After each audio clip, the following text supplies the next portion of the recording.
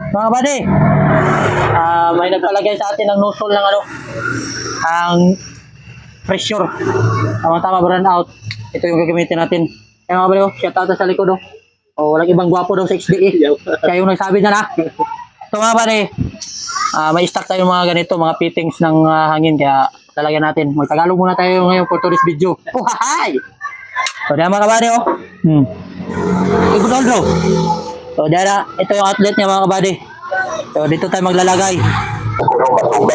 Sakto rin, no? Oh. Wala nag-isupot, Parang sinukat. So kung gusto niyo magpalagay mga buddy, visit in Kuya Dams. Oh, hi! So ayan mga buddy.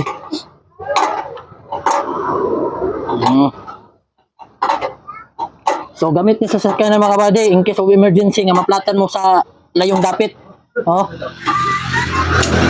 Ayos. So pagka mga buddy, ito naman lagyan natin mga buddy yung pagdudugtungan ng hose saka ganito yan. So may mga fittings tayong stock na ganito mga buddy. Maganda mga ganito mga buddy sa truck nyo para may hangin kayo. No?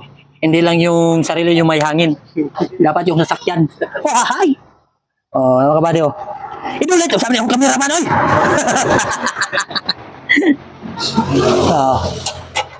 So magamit na siya mga kabady, ha? So ay magkabalaka. Nanay hangin mga kabady. Dili lang hanginon ang driver pati ang truck. Ano na? Wala na mga kabady, atong ibuntang. Brush yung switch off mga kabady niya, kini ang fitting sa dugtong. So ang dugtongan ng mga kabady, diara.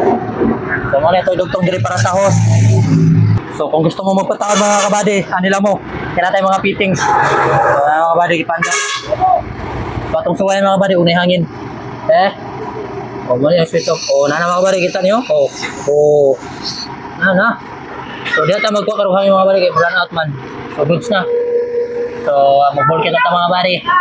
Mga kabady!